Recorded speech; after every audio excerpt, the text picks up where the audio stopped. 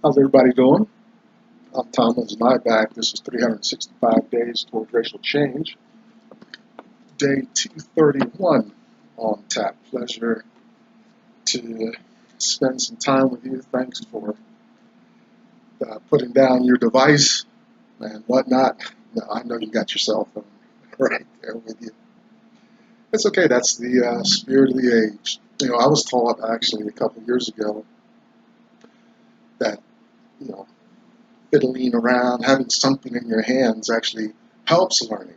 I wish I had that in force in my elementary school days when the teacher demanded so much discipline and attention in class, no fumbling with little toys and whatnot, which I was a victim of that condition. But feel free to enjoy while you listen to the video.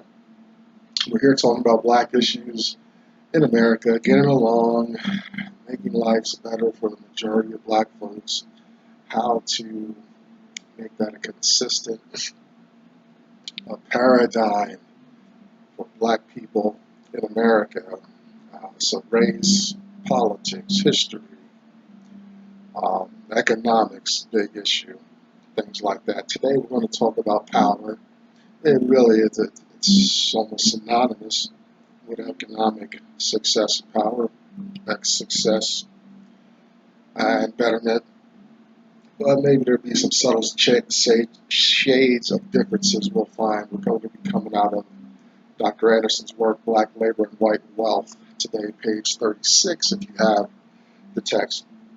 I'm concerned about the Black mind in America. How does the Black mind understand its space, its rights, its condition? The Black mind in America, we're embedded and immersed in a white system that says we have equal rights, civil rights, and all this stuff. Why are we not benefiting, moving about, doing our maximizing to the utmost as a group in America? Always at a disadvantage, don't never have enough, and all this stuff. It's synonymous with my school days and my upbringing, where I'm sitting in the same classroom with my white counterparts. There's a different message being received and being worked out. Academically, we're kind of under the same umbrella, but it's interesting how that cookie cutter approach to education is going to have a different impact on the color of the child, right? And it's conditioning me to be an employee, to be receptive, passive, and all this stuff. It's conditioning the white minds, maybe not necessarily to own businesses or be entrepreneurs, but they're going to come into that vocational experience anyway, or however they make their living, and more empowered in their existence. I think part of that can come from how early I'm introduced to slavery and how I was a slave, or my family was a slave, and the white people were in control, and all this stuff. They really put that on you in early education. Very detrimental. It's interesting. It wasn't part of my upbringing and conversations in the home to any degree, right? So my mind, I'm conditioned to that my information, my truth is going to come from this establishment. I get on a bus and go there to receive, and to this passive, malleable, impressionable mind is receiving this information, and there's no debriefing when I come home. Think about that. Conversely, I'm concerned about the white mind as well, the privilege, the advantages, the expectations of favor in this country and the world. And if um, white people have any humility about that, are they like Marie in Uncle Tom's Cabin, or are they like her and Sinclair, where they're like so fortunate they were born on the white side of the equation, things like that. Also concerned about financial literacy for black folks. Our markets are fluctuating, recession rhetoric is in the air. But do we know, have we planned for it, prepared for it, and whatnot? My mother, uh, black women, uh, was not touched by 2008 and all these problems. She made uh, very important decisions a long time ago, and positioning herself financially to be totally insulated from those things did not touch her at all because of her forethought and preparation. Black folks need to do that. We need to not be just spending up. It's just suggested to me can I put away $5 a day and have it working for me? And I had to work on that, massage out a little bit because I went on vacation.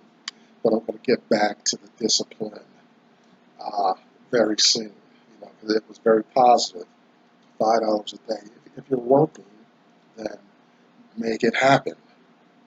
Something every day, and just have your bank or some institution receive a weekly thing, deposit from you every week. Do a budget stuff. My budget is daily. I know what I can daily spend, what money's already spent, and all that. I know how much funds I can spend daily and still be ahead, right from where I'm at. Financial literacy. Also, read a book, if you like reading, called The Creature from Jekyll Island, to get a better understanding, get your feet really grounded in how America works nationally, locally, and internationally as well. I'm inspired by a man named Dr. Claude Anderson. He inspired me to do this year-long work. And maybe you want to engage or embark on your own adventure, year-long adventure as well. I'm past the halfway hump, and motivation is pretty good to see this through at day 231. A Black History Reader, 101 Questions You Never Thought to Ask, Black Labor, White Wealth, Search for Power and Economic Justice, and Dr. Anderson's National Plan to Empower Black America. Powernomics, you can find Dr. Anderson at powernomics.com. Today we are in Black Labor, White Wealth, page 36, talking about Black power, power for Black people. Behind me, you'll see the hashtag #US2 symbol. You can find Black women there, support one another, having a conversation. Check out Black Enough, BLAGGENUF, kind of a Black Facebook experience. If you can't find your voice or your flavor here on the World Wide Web, do what I did, start your own little community. I got a little handful, literally, of private email subscribers that I communicate with, and I also know that there are people publicly, these are public videos, so I do see the hits on my on the calculation, demographics, or whatever you want to call that, for how the videos are doing. Not a big, I don't have billions and millions of followers, but people consistently tune in. Thank you for the attention. Oh, and finally we have story time. Just had a big extended version of that while I was on vacation. But we're going to get back to this a little bit. I've got a lot of notes to crunch here over the next couple days, and I'm easing into going back to school, finish my philosophy degree, and such ad infinitum. If we're breathing, there's something more in life to do. So let's get on with doing it. Okay, today, Black Power. Um, not like Black Panthers or anything uh, like that. Nothing extremist or violent. This is considerably more benign than maybe some of the actions and rhetorics of those groups, although they had their place for the times. But this is coming out of Dr. Anderson's Black Labor, White Wealth. He's talking about Black Power, and it's more we're going to migrate into more conversations about civil rights. Before we get there, we'll talk about this power. Um, you know, how do we get to that point where we self-determine our lives? I went through some crises back when I first started college. Went back to school in 2008, right when the recession hit, and it's interesting. I'm going back to school because I took a few years off, and all of a sudden there's another recession looming in the air. I don't like the connection, the coincidence. One time, yeah, everybody gets loose, but now I engage education again. All of a sudden, there's another possible recession going on. Ah, that's interesting. Anyway, uh, I was finding myself hitting resistance in my life. I was, and it centers around not being able to self-determine, not being able to choose my way. I finally realized, and this took decades to come out of the denial of it. I think the universe, I believe in a God or whatever, some higher power, has been tapping me on the shoulder, trying to shake me out of my complacency, thinking that I was really in control, and I could look back over my life and demonstrate that I was not. And for a lot of reasons. I had drug and alcohol problems, homelessness, and things like that went on. But in this context, 365 days towards racial change, blackness, and all that stuff, I think it was starting to come acutely apparent to me that the color of my skin really did matter in America, and that I did not move and participate in the same way that my white counterparts would participate in America. And huge problem, huge issue. So I came to some disillusionment there. And I tell you that story because what we first want to talk about as far as power for Black people is uh, the impact that economics has on uh, dysfunction and impotence for Black people in America. And the economic impact contributes to that because uh, we're scrambling, jumping hurdles, and countering resistance to some of the common mundane aspects of American life that white counterparts don't have to navigate in the same way. In the notes in the description, you'll see me talk about Danny Thomas, and he did a great thing. Got St. Jude's Children's Research Hospital going. Great, perfect. But he had a show called the Danny Thomas Hour, Danny Thomas Show, and in the trailer for that show has him sitting down to a nice evening meal with his nice family together and stuff, being served by a Black female maid, right? Not This is back in the 60s or whatever, black and white 50s, and not an uncommon occurrence. You know. But it's a problem though, because it shows it's just this public display of how black people are always serving. They have to put their interests aside, laying aside, to serve white interests. And this is just an evening meal. This is a white family doing well enough to have a maid and stuff like that.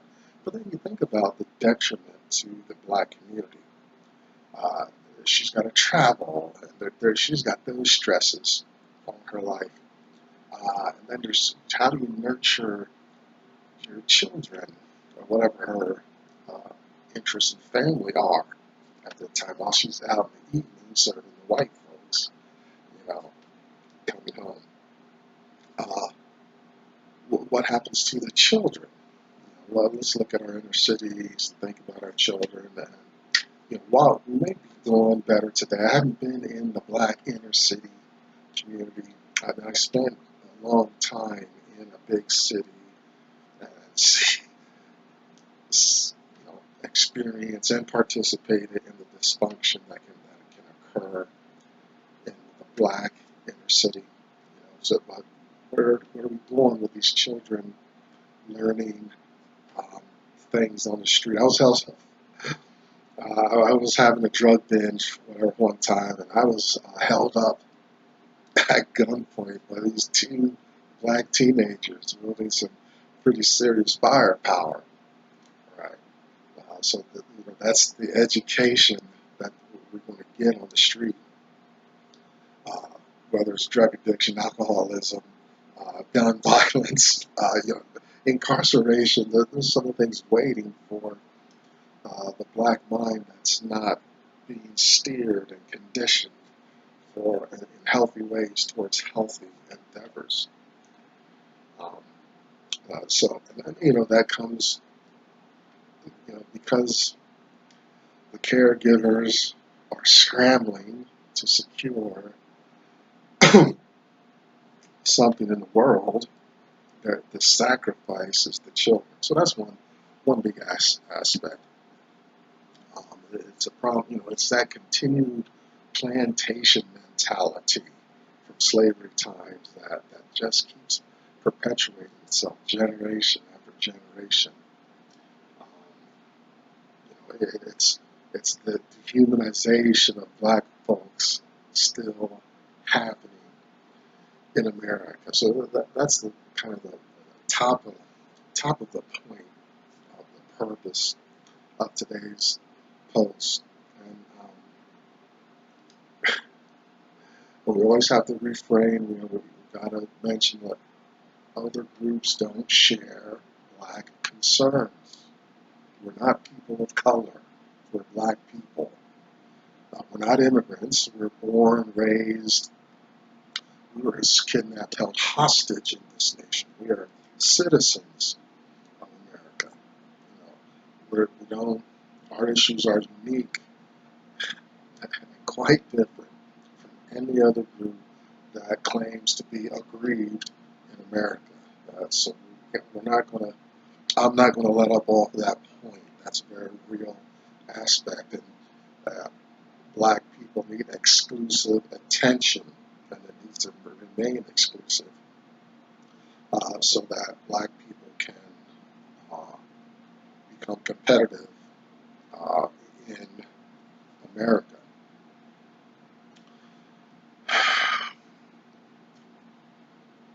We've got this problem also. We've been talking about this past couple days with white power, not the supremacies and clans and nations and stuff like that. Those guys just are extremists. They have an obvious agenda. Talk about white power, making decisions, making as though they are invested in seeing black success overall and stuff like that. It's obvious to me that the majority of this white group that controls America, they're not really interested. Think about, you can't, You're not going to find an exclusive, explicit language to that's going to minister and bring focus to the plight of Black Americans, to help them as a group overcome and rise up. And it's also, we talked about how Black, this white group, mostly men, it talks about the Black folks as this silent third party. We see it historically. 1787, James Madison with the Philadelphia Convention, creating the Constitution. Moving on up to 1865, 1866, Civil Rights Act.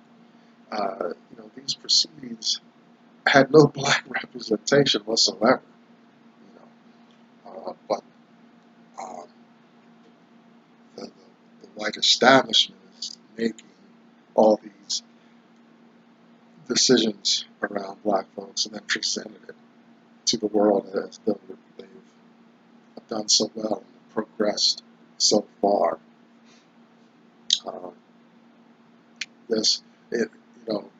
It's hypocritical because you can see how white success, white wealth, it rests on the backs of so much Black labor and all that. And I pointed out, like now, today in Africa, we're seeing little reports of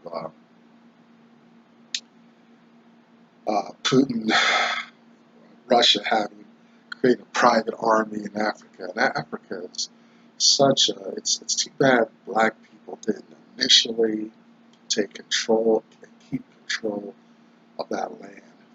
But just that continent subject, just to be at service for its natural resources, with diamonds, that's a source of free labor and Black slaves.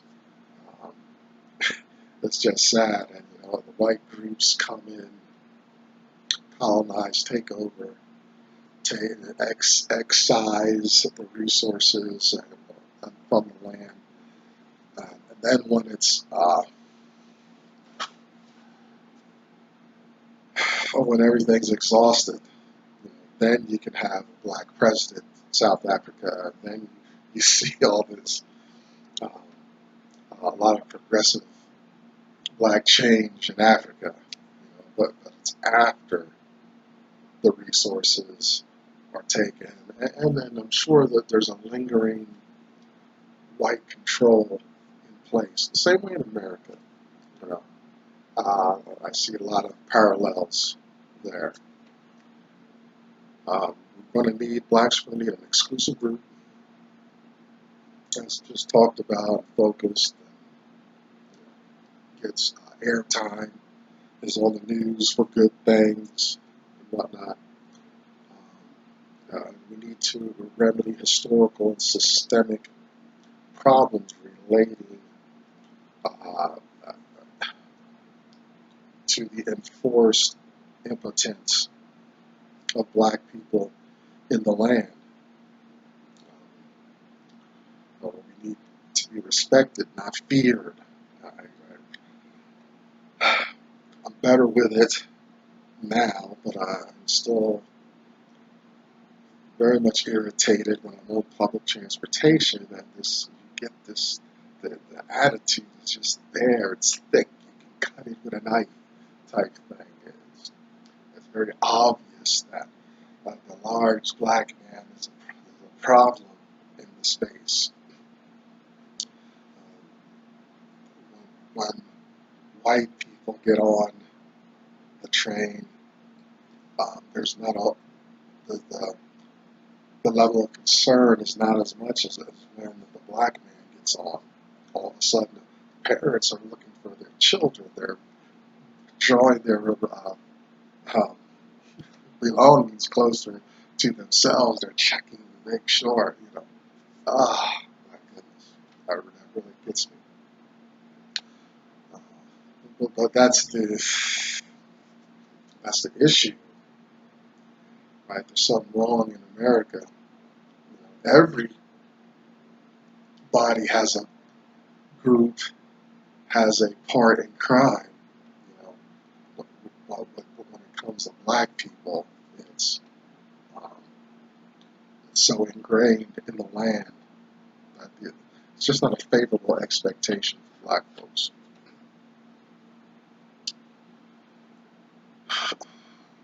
So power is going to be recognized, obvious, normal in the land. Where you want to see black folks moving through the land in areas and stuff without a whole lot of